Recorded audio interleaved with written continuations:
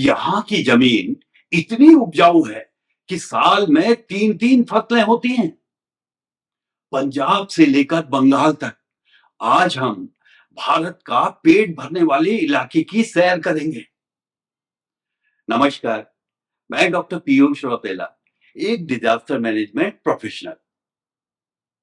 Geography के पिछले chapter में हमने बात की थी हिमालय की। अगर हिमालय भारत का पिता है जो हमें पानी देता है, तो नदर्न प्लेन्स भारत की माता हैं जो हमें रोटी देती है। ये दुनिया का सबसे बड़ा एल्यूवियल प्लेन है और ये 7 लाख स्क्वायर किलोमीटर में फैला है। आज हम समझेंगे कि ये कैसे बना और यहां इतनी आबादी क्यों है। हिमालय के बनने के बाद उसके साउथ में, दक्षिण में एक बहुत बड़ा गड्ढा बन गया। गड्ढा मतलब बेसिन। हिमालय से आने वाली नदियां सिंधु, गंगा, ब्रह्मपुत्र अपने साथ कटाव कर कर मिट्टी, गाद, कंकड़ लाकर इस बेसिन में लाखों सालों तक भरती रही। आज जिस जगह पर हम खड़े हैं, वो दरअसल इन नदियों द्वारा जमा किया गया हजारों फीट गहरी मिट्टी की परत है। ये 2400 किलोमीटर लंबा और 240 से 320 किलोमीटर चौड़ा एक कारपेट है। स्टूडेंट्स प्रायः भाबर, तराई, भांगर, खादर इसके बीच में कंफ्यूज करते हैं, तो इसे एक यात्रा की तरह समझते हैं। हिमालय से आने वाली नदियां जब पहाड़ से नीचे उतरती हैं, शिवालिक से नीचे आती हैं, तो अपने साथ बहाकर लाए गए पत्थर, कंकड़ और भारी मटेरियल को वहां पर जमा कर देती है। ये 8 से 16 किलोमीटर चौड़ी एक बेल्ट है और यहाँ पर नदियां जो पत्थर कंकड़ है उसके नीचे से होकर बहती हैं, सरफेस पर नहीं बहती हैं। ये जो इलाका है ये खेती के लिए उपयुक्त नहीं है। वहां पर खेती के लिए उपयुक्त नहीं है। दूसरा, तराई साउथ में, भाबर के साउथ में जब नदी दोबारा सरफेस पे आती है तो यहाँ पर पानी फैलने लगता है, जिसकी वजह से यहाँ स्वाम्पी कंडीशंस उत्पन्न होती हैं, दलदली कंडीशंस हो जाती हैं। पहले यहाँ पर घने जंगल और मच्छर हुआ करते थे, परंतु आजादी के बाद इस इलाके को साफ कर दिया गया है, जंगलों को काट दिया गया है और यहाँ पर वर्तमान में गन्ने और धान की खेती होती है। दुधवा नेशनल पार्क इसी इलाके में है। दुधवा नेशनल पार्क तराई रीजन में है। तीसरा, भांगर। अब हम नीचे प्लेन्स में आ गए हैं, मैदान में आ गए हैं। ये नदी से दूर का इलाका है, मैदानी इलाका है। ये थोड़ा ऊंचा होता है, टेरेस लाइक, और इसमें कैल्शियम के कंक्रीशंस या कंकड़ होते हैं और ये अपेक्षाकृत कम उपजाऊ होता है। भांगर ये ओल्ड एल्यूमिनियम है। याद करने का तरीका अगर बोले, भांगर भंगार मतलब पुराना, भंगार पुराना, भांगर ये पुराना है, ओल्ड एल्यूमिनियम है, कैल्शियम के कंक्रीशंस होते हैं, टेरेस लाइक है, थोड़ा ऊंचा है। चौथा, खादर।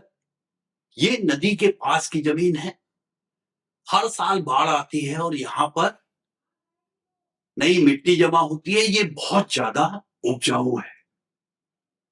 याद करने की ट्रिक, खादर मतलब खाद यानी ज्यादा उपजाऊ।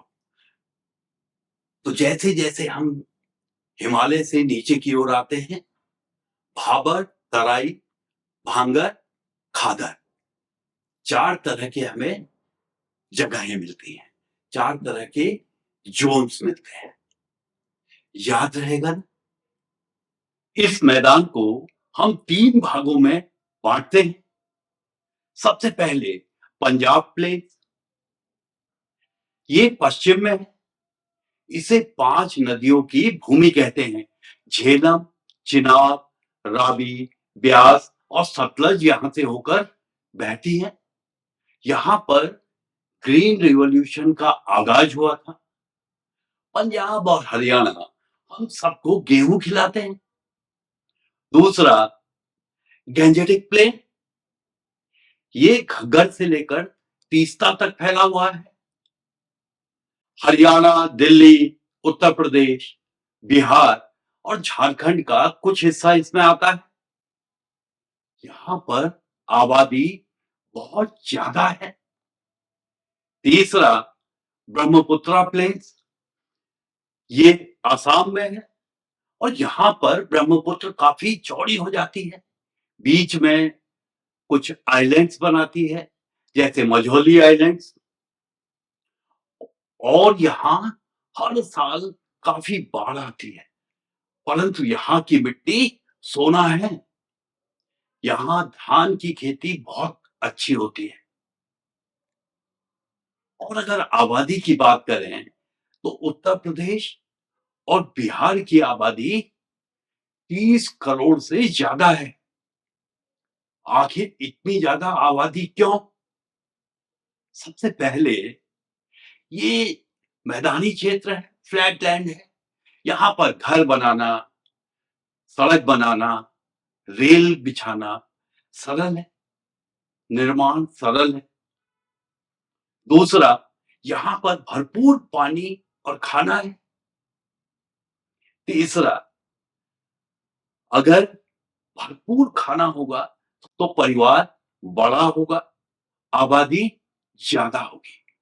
बिहार में आबादी का घनत्व 1 किलोमीटर में 1100 लोगों से ज्यादा है। परंतु सब कुछ अच्छा नहीं है। बाढ़ यहाँ पर हर साल तबाही मचाती है। कोसी को सौरव ऑफ बिहार बोलते हैं, बिहार का शोक।